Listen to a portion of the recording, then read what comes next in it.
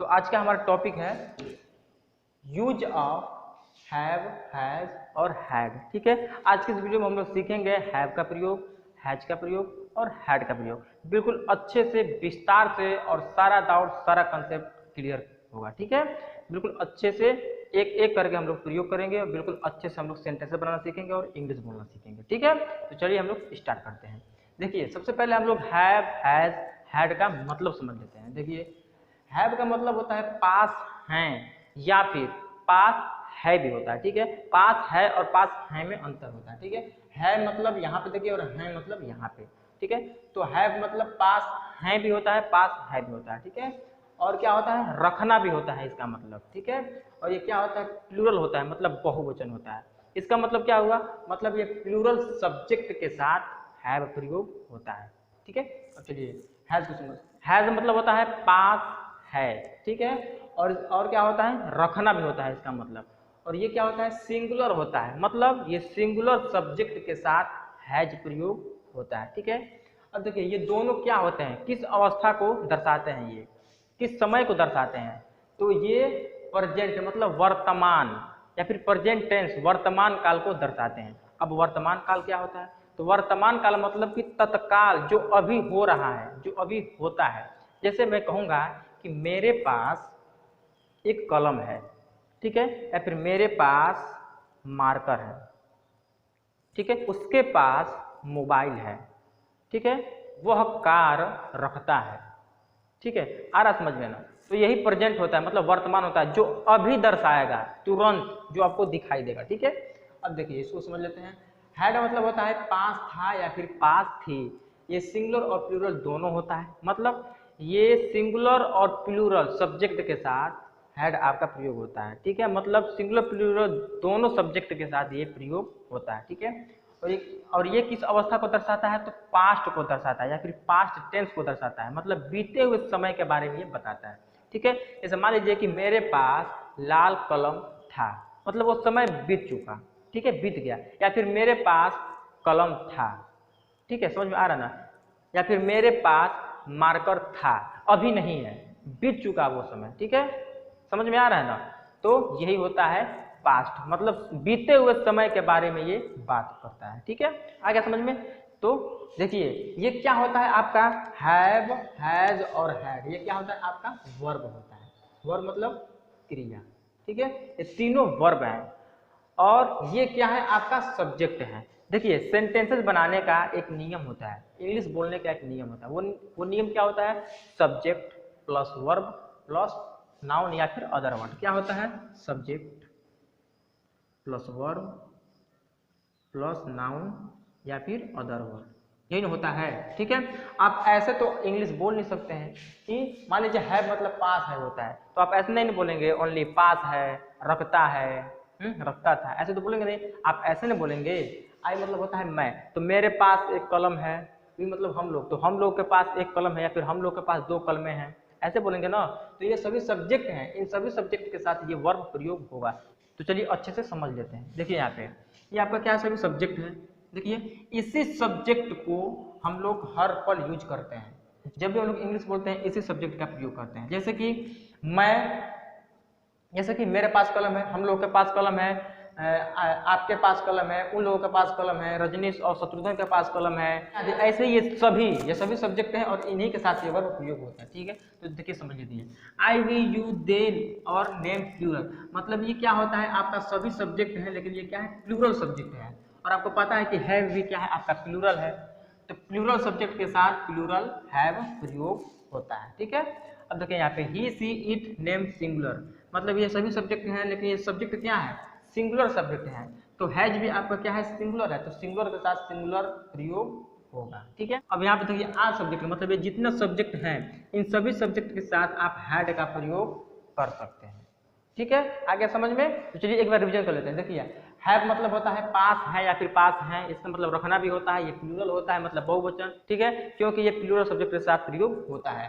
Has मतलब होता है पास है, इसका मतलब रखना भी होता है, ये सिंगुलर होता है, मतलब ये सिंगुलर सब्जेक्ट के साथ प्रयोग होता है। ये किस अवस्था को दर्शाता है, समय को दर्शाता है, तो प्रेजेंट टेंस मतलब वर्तमान काल को दर्शाता है, जो अभी तत्काल हो रहा है।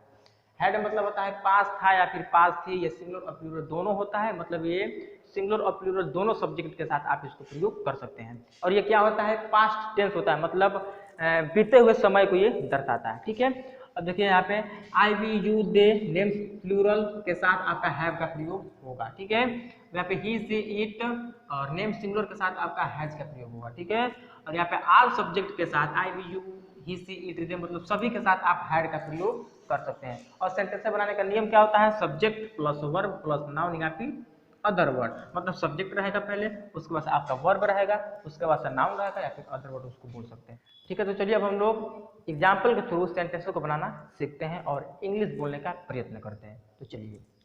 तो चलिए ये रहा आपके सामने प्लूरल सब्जेक्ट जिसके साथ हैव का प्रयोग होगा, और ये रहा आपका सिंगुलर सब्जेक्ट जिसके साथ हैज का प्रयोग होगा, और ये सिंगुलर प्लूरल दोनों सब्जेक्ट है जिसके साथ हैड का प्रयोग होगा। ठीक है, तो चलिए सबसे पहले हम लोग आई को लेते हैं। आई मीन्स होता है मैं। ठीक है, तो पहला आपका क्या है, मेरे पास एक कलम है। ध्यान आप लोग दीजिएगा। ठीक है, मेरे पास एक कलम है, या मैं एक कलम रखता हूँ, या मुझे एक कलम है।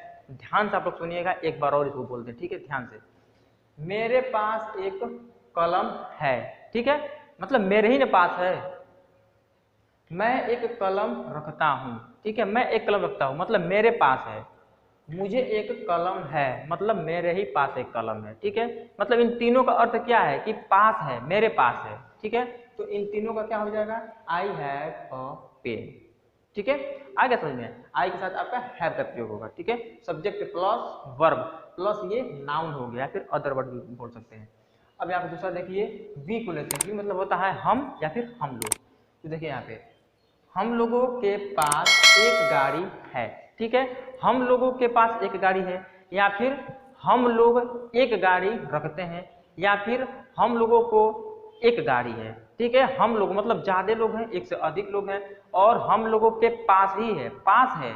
ठीक है, तो इसका क्या हो जाएगा, वी हैव ए कार। ठीक है, वी के साथ आपका हैव का प्रयोग होगा, और a car, we have a car. ठीक है, आगे समझ में। अब देखिए तीसरा क्या है आपका, यू को लेते हैं। यू मतलब होता है तुम या फिर तुम लोग, आप या फिर आप लोग। तो यहाँ पे देखिए, आपके पास 2 किताबें हैं, या फिर तुम्हारे पास 2 किताबें हैं। ठीक है, या फिर आप 2 किताबें रखते हैं, या फिर आपको 2 किताबें हैं। इसका मतलब क्या हो रहा है, इससे क्या अर्थ निकल रहा है कि आपके पास ही है, आपके पास है। तो क्या हो जाएगा, you have 2 books, you have 2 books. ठीक है, देखिए तीसरा क्या है आपका, दे है, दे मतलब वे। ठीक है, या फिर वे लोग या फिर उन लोग। तो यहाँ पे कह सकते हैं, उन लोगों के पास 10 घड़ियां हैं, या फिर वे लोग 10 घड़ी रखते हैं, या फिर उन लोगों को 10 घड़ी है। ठीक है, इन सभी का अर्थ क्या निकल रहा है, इन सभी का अर्थ यही तो निकल रहा है ना कि उन लोगों के पास है, पास है ना। तो क्या हो जाएगा यहाँ पे, दे हैव 10 वॉच। ठीक है, अब देखिए यहाँ पे, राम और श्याम के पास 2 घोड़े हैं।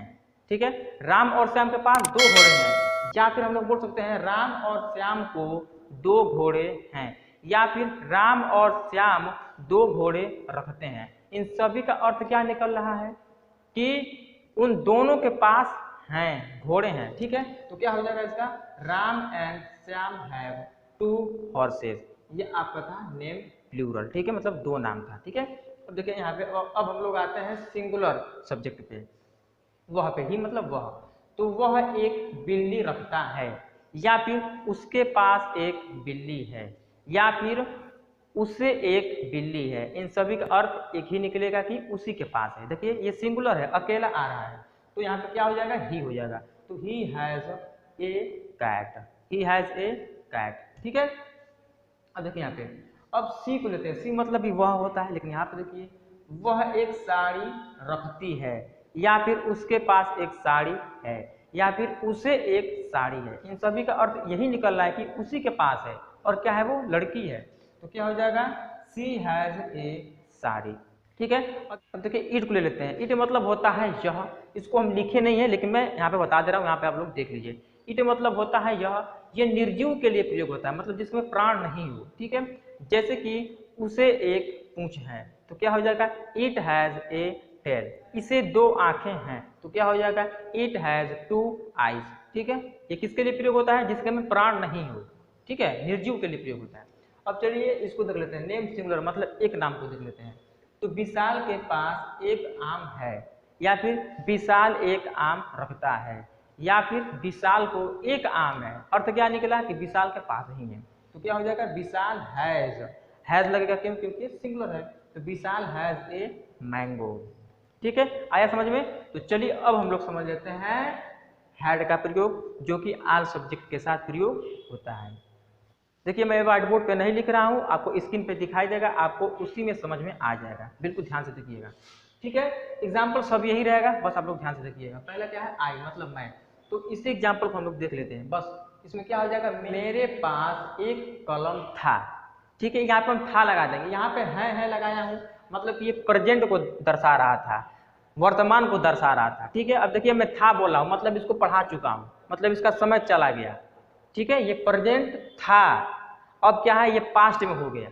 ठीक है, क्योंकि ये बीत चुका है, अब मैं इसको पढ़ा रहा हूँ हैड को। ठीक है, तो देखिए यहाँ पे क्या हो जाएगा, मेरे पास एक कलम था, अब ये बीते हुए समय को दर्शाएगा। ठीक है, यहाँ पे मैं था लगा दूंगा, यहाँ पे बस समझिए, यहाँ पे तीनों पे मैं क्या लगा दूंगा, था लगा दूंगा, यहाँ पे था। ठीक है, मतलब अब हैड का प्रयोग होगा। और यहाँ पे देखिए क्या लग जाए, देखिए तो यहाँ पे देखते हैं, मेरे पास एक कलम था। ठीक है, या फिर मैं एक कलम रखता था, या फिर मुझे एक कलम था। इन तीनों का अर्थ क्या निकल रहा है कि पास्ट में, मतलब बीते हुए समय में मेरे पास एक कलम था। तो क्या हो जाएगा इसका, आई हैड ए पेन, यह इसका हो जाएगा। ठीक है, अब चलिए इसको समझ लेते हैं, वी को। ऐसे ही हम लोगों के पास एक था, यहाँ पे क्या हो जाएगा, था हो जाएगा, बस था लगा देंगे, तो क्या हो जाएगा इसका, वी हैड ए कार। ठीक है, वैसे ही ये देख लीजिए, आपके पास 2 किताबें थे, तो यू हैड लग जाएगा, यू यहाँ पे हो जाएगा हैड। ठीक है, यहाँ पे हम थे लगा देते हैं। चलिए, तो यू हैड 2 बुक्स। ठीक है, उन लोगों के पास 10 घड़ियां थीं।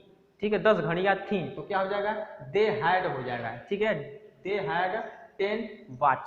ठीक है, राम और श्याम के पास 2 घोड़े थे, तो Ram and Shyam had 2 horses. ठीक है, वह एक बिल्ली रखता था, तो क्या हो जाएगा, ही हैड ए कैट। ठीक है, वह एक साड़ी रखती थी। ठीक है, पास्ट की ये सारी बातें हो रही है, हैड का प्रयोग हो रहा है, तो क्या हो जाएगा, सी हैड ए साड़ी। ठीक है, विशाल के पास एक आम था, मतलब पास्ट में था, बीते हुए समय में था, तो क्या हो जाएगा, विशाल हैड ए मैंगो। ठीक है, आगे समझ में आपको। तो आई होप आप सभी को हैव, हैज और हैड का प्रयोग बिल्कुल अच्छे से समझ में आ गया होगा। ठीक है, तो ऐसे ही आप लोग इंग्लिश बोलने की कोशिश कीजिए। आप लोग जहाँ पर भी खड़े हैं, वहाँ पे जो भी आप देखिए, मेरे पास है, तुम्हारे पास है, उसके पास है, उन लोगों के पास है, हम लोगों के पास है, मतलब जो भी हो, जो भी वस्तु हो, उसको अपने पास दर्शा के या फिर उसके पास दर्शा कर आप इंग्लिश बोलने की कोशिश कीजिए। ठीक है, तो अब मैं मिलता हूँ आपसे नेक्स्ट वीडियो में, तब तक के लिए बाय बाय, टेक केयर, जय हिंद।